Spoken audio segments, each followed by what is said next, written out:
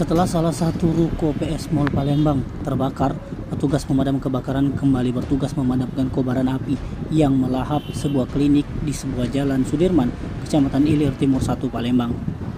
Ruko yang terbakar adalah klinik utama Medikits yang berada di Jalan Sudirman, Kelurahan 20 Ilir D1, Kecamatan Ilir Timur 1 Palembang. Informasi yang didapat, kebakaran yang terjadi di lantai 2 klinik utama Medikits yang diduga disebabkan akibat korsleting listrik. Bahkan petugas pemadam kebakaran terpaksa memecahkan jendela kaca yang ada di lantai 2 untuk memadamkan si jago merah. Di mana saat itu Rica menghidupkan kompresor kursi gigi dan sekitar 10 menit terlihat api di ruang kompresor kursi gigi.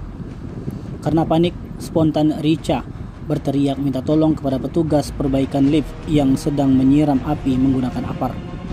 Namun kobaran api semakin membesar sebelum akhirnya karyawan yang menghubungi pemadam kebakaran. Akibat peristiwa ini, PT Prana Mitra Bersama mengalami kerugian berupa 2 mesin kompresor kursi gigi merek Tomosom dan Cobra. Petugas Polsek IT1 dan Inapis Polrestabes Palembang yang mendapatkan laporan adanya kebakaran langsung mendatangi TKP.